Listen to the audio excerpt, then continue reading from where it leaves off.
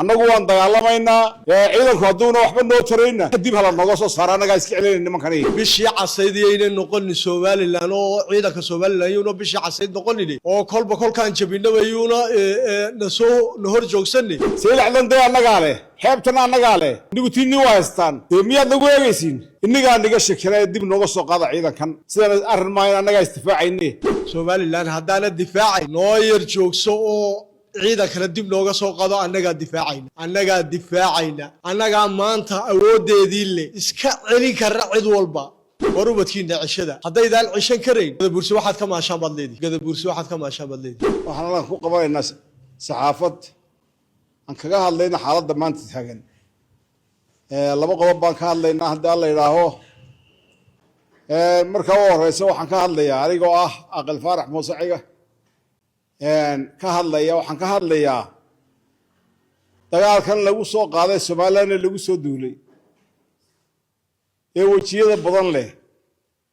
ay dawladdu isku bahaysteen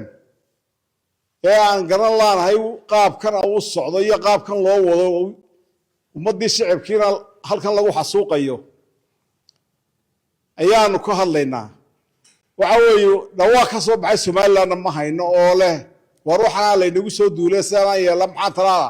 lama lehine wax kala ka maqlaynaa saakana ka maqlaynay xagan bariga waxa weeye waxaan leeyahay Soomaaliland waa lagu soo duulay in la baabiya lagu tagalay Xasan Sheekh Maxamuud iyo ina Cumar Geelle iyo ninkan Abiy Ahmed tii waa ku jijigal isku yimid wixii laga hadlayna ay shacaal la tagay wax la soo wadana waa la ogyahay waxay soo wadaana waa la ogyahay in la qabsado halka lagu tala galay malaha waxaan ka yaabanahay Soomaalilandna ciidamada jooga si ay u shaqeeyaan ma garanayno si ay wax u difaacayaan ma garanayno lanama leh waar annaga difaacayna inuu daba joogo dadka lanama leh meydka rag cadowga ururayaan annagana wayna celinayaan waxa weeye taasina waxaan u arkaynaa si kala aan u arkaynaa haddaan nahay nagu gadabursi haddii gadabursiga lagu soo duulay faqash yahayna hal la sheego oo isaga laga sheegsan yahay war annagu awda isteedda kuma jirno gubal isteedda kuma jirno Soomaaliland baan hayde malaha way ka dhaadhici lahaayeen qan Soomaaliland gadabursiga wanaagiisa ay wanaagsan yihiin war gadabursigu wanaag buu u hayaa Soomaaliland uu ku caalamaalay wuxuu doonaba ku qabay waxba inagoo naga siin dawladda haddana waanu jecelahay waanu ognay dadka in la difaaca meesha taala in la difaacay faqash lagu sheega maaha saaga waxaan ka maqlay media faqash baa soo duushay oo reer Gadabuursiga ku soo duulay yaa wadanka baabiinaya waan maqlayo laga hadlayo subaara wal ka hadlayay taasi hadday jirto waa nasiib darro aad u weyn weeyaan waxaan leeyahay hal laga noqdo oo hal la tashado talaha la iskaga celiyo waxbaan leenahay annagu cirana ha hadlo waa madaxweynaha wadanka ha hadlo wuxuu ku meereysanayaa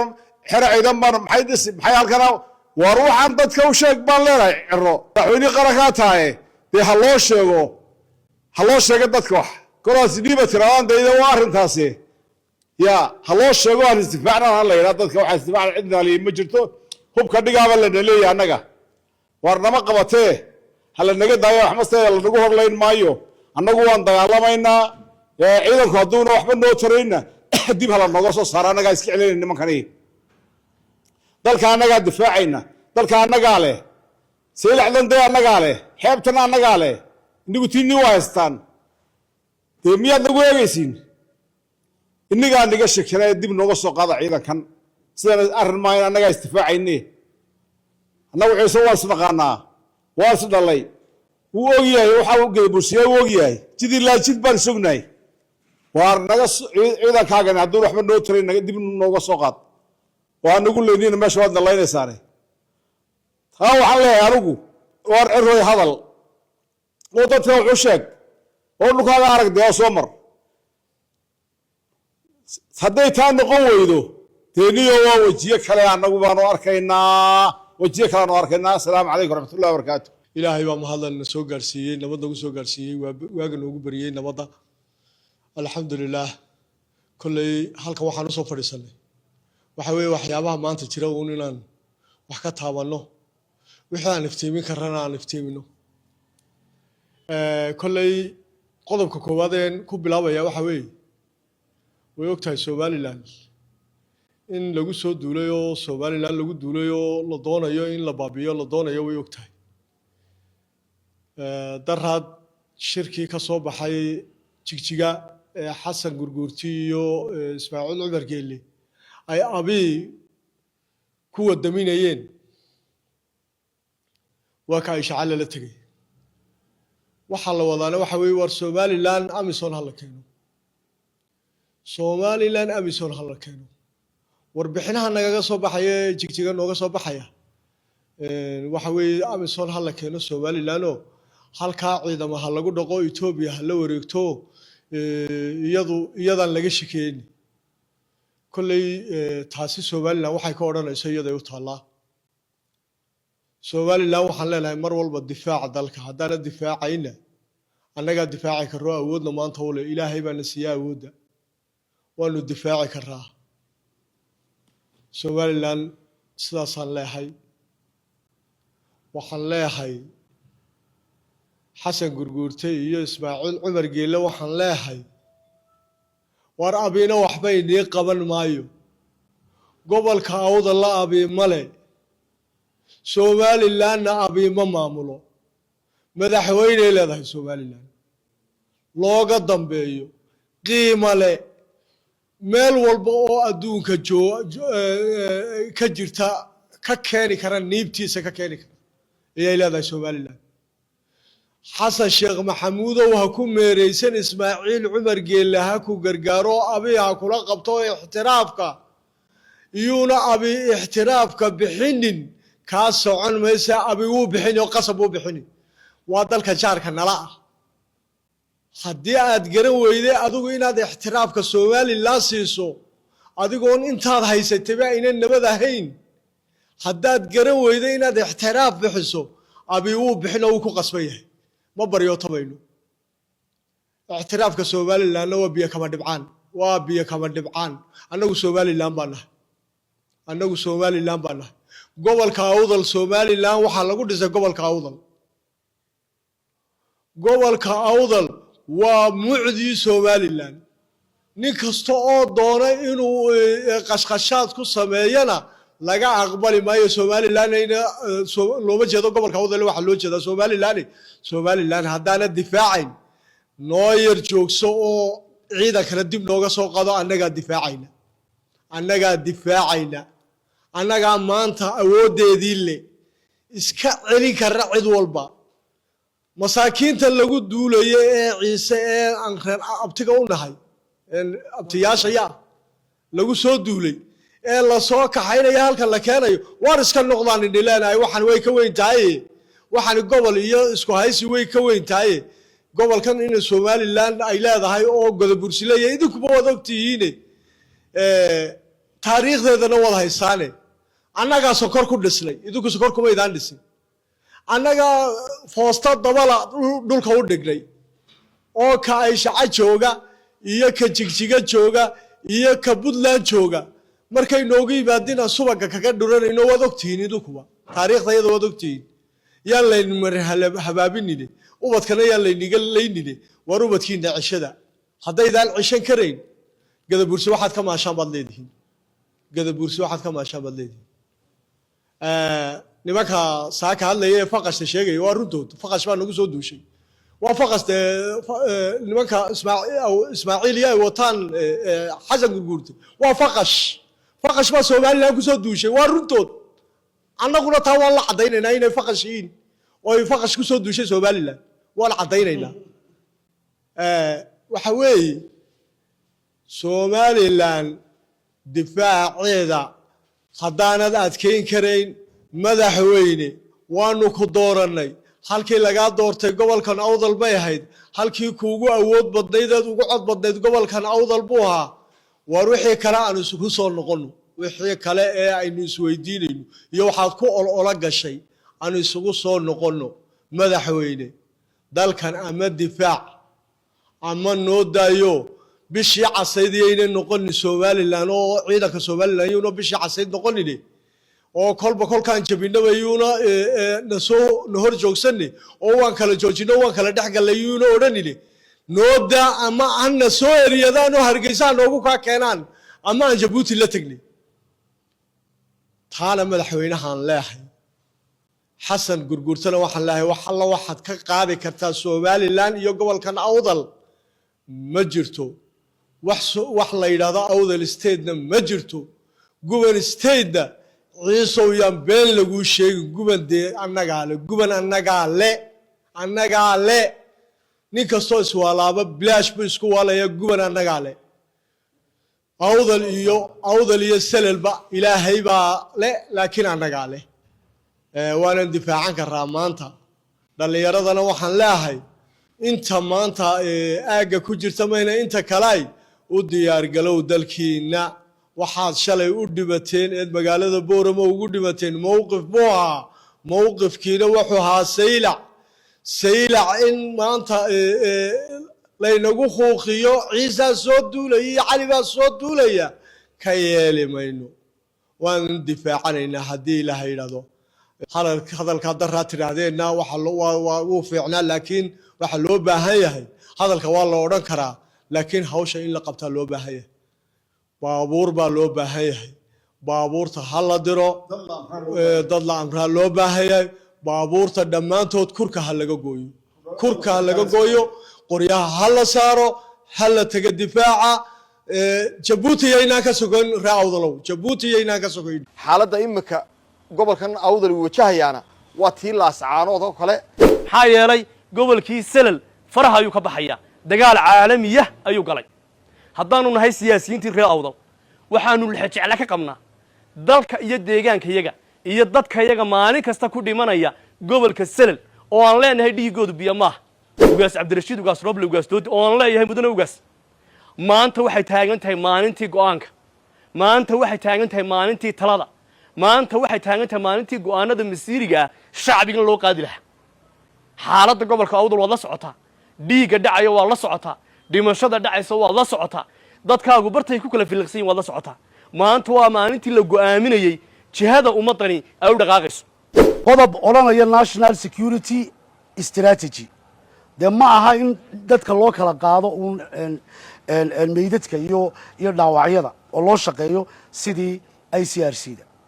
waxaa loo baahnaa in dalka xuduudihiisa la sugo maanta waxaa la gaadhay waktigii la difaaci lahaa dalka ciidamadan waxaa ugu baaqayaa madaniga inay dhaqaaqaan oo aanan tallaabo ka qaadan halkii xuduudaha laga soo galay ay ku dhaqaaqaan maadaama xeeb laga soo saaray imika oo ay osali ku sugan tahay wixii maleeshiyada ahaa hal mar waa in difaac iyo xoojin lagu dhaqaaqo si loo soo xidho xuduudka jiri cabdulqaadir ilaa xariirad maanta shirkaygan jaraayadeen iskugu nimanay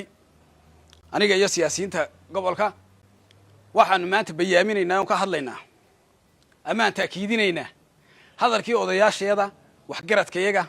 iyo ugaasku hay ku dhawaaqeen ee ay dagaalka ku iclaamiyeen in la isdifaaco deegaanadeenna iyo dhulkeenna siday diintu sheegtayba haddii halka aad ku nooshahay amniga iyo cibaadada waxa horeeya ammaankaa horeeya haddii aynu maanta daawanno oo aan daawadayaal ka noqonno dagaaladaa ka jira ee deegaankeenna lagu soo qaaday cadaawuhu ku soo qaaday waxaynu noqonaynaa ummad aan jirin waxaan taakiidinaynaa deegaanadeenna iyo dhulkeenna sidii aanu ku difaacan lahayn een dhallinyaradeenna difaacaysa aanu garab joogsan lahayn aanu dagaalka ula geli lahayn baanu maanta halkan ka bayaaminaynaa waxaana meesha ka muuqata in deegaankii gobolkii selel afraha xukuumadda ka sii socda sidaa noo wada muuqata cadaawaa jooga dadkii deegaankaa la handadayaa dadkii deegaanku in baa ku maqan xukuumadduna waxaan u arkaa inay deegaankaasi faraha ka qaaday sida wasiirka amnigu maalintii dhawe sheegayey deegaanku in amnigiisinu sugayuu sheegayay isagoo joogaa dad lagu laayay isagoo dhex jooga ayaa rag lagu milaayo ilaa imika maqan yihiin cid ay u maqan yihiin aan la garanayn arrintaasi waxay foolxumo ay ku tahay maamulkii aynu hoos joognay maamulkii aan deegaankeenna nabadgelyadiisa aan lagu aaminay wixii oo dhani farahay ka baxeen dadka deegaanada difaacanaya waxa waa dadkii u dhashay imika ee qoriga la fadhiyay deegaanadeenna way la difaacayaa had iyo jeerna waxa muhiimadu tahay inaad ammaankeenna iyo dadkeenna iyo shicibkeenna haddii ay cid kale ku halaynayna jirin inaan inagu ciidamadeena madaniga garab joogsano oo nu difaacano oo ilaalsano ayaa inagu waajiba ciidamada waxa ugu baaqaya madaniga inay dhaqaaqaan oo aanan tallaabo ka qaadan halkii xuduudaha laga soo galay ay ku dhaqaaqaan maadaama xeeb laga soo saaray imika oo ay osali ku sugan tahay wixii maleeshiyadaha hal mar waa in difaac iyo xoojin lagu dhaqaaqo si loo soo xidho xuduudka jiri cabdulqaadir ilaa xariirad arrintan taakiidinayna waxa weeyaan waa tii odayaasha iyo waxgaradkeenna iyo dhammaan ugaasku haynagu baaqeen in la isdifaaco waa difaac waxaynu ma aha ciidaynu ku duulayno oo wadamo kale ku duulayno maaha laakiin waa in deegaankeena aynu difaacano wabillahi tawfiiq runtii saynu wada ognahay dalkan jamhuuriyadda somalilan xuduudihiisa waa lagu soo duulay oo waxa weeyaan waxaa ku soo duulay dad dalal kale ka imanaya saynu ognahay dalkan ciidan qaran baa loo dhaariyey mas-uuliyadda ummaddaasina inay qaadaan ay waajib ku tahay waxaa gabaabsi ama gaabis ku jira ciidamada qaranka shaqadii ay lahaayeen oo ay hayaan ciidamada madaniga ee beelaha gadabuursi runtii dalkan jamhuuriyadda somalilan waxaanu cashuurta u bixinaynaa muwaadiniinta reer awdal haddaanu nahay inaanu ciidanka qaranka ku seexanno inaan la nooga soo dhicin xuduudaha tusaale ahaan imika marka aad xuduudaha gobollada somalilan oo dhan aad soo marto markaad wajaale ka soo galayso dalka waxaa lagu weydiinayaa ID card kii muwaadinnimada sida ID cardka lanoo weydiinaya in xariirad iyo goobaha la midka ah ay dadka waxa weeyaan jabhadaha soo galaya la weydiiyo muwaadinimadii ayaa muhiima waxaanu dawladda ugu baaqaynaa hawli ka horteg mooyaane ka dabateg male xaaladda imika gobolkan awdal wajahayaana waa tii laascaanood oo kale dawladdu haddii aanay qorshahan qorsho dhaama aanay la iman oo ay saa kusii socoto sawirka inoo muuqda ee maalinta dhawata diradhaba ka imanaya ama ay shaca ee dawladaha soomaaliya iyo jabuuti iyo ugaaska beelaha ciise ay ku kulmeen waxa weeye in gobolkaasi selal laga madax banaaneeyo somalilan inteeda kale waxaanu ku baaqaynaa in si degdega dawladdu usoo farageliso shaqadeeda qabsato beelaha gadabuusina ay isku tashadaan oo ay dalkooga difaacaan aad iyo aad ayaad u mahadsantihi halkan maanta waxaa jooga siyaasiyiintii gobolka awdal waxaana soo kiciyey waa dareen shacab waxaan la jecel ka qabnaa dalka iyo deegaanada iyo dadkaba waxaan la hadlayaa anigu wasiirkii arrimaha gudaha wasiirka gaashaandhigga iyo taliyaha guud ee ciidamada qaranka jamhuuriyadda somalilan waxaan leeyahay gobolkii awdal wuxuu noqday timir xabaal taalla in ka badan 20 dal oo adduunyada ah ayaa ku loolamaysa gobolka awdal mudane wasiir mudane taliye maxaa kaaga qorshaysan dhibaatooyinka iyo dhiigga shacbiga iyaga ee ku daadanaya gobolka selal waxaanu arkaynaa in maalin walba dhimasho la soo sheegayo tira ka baxa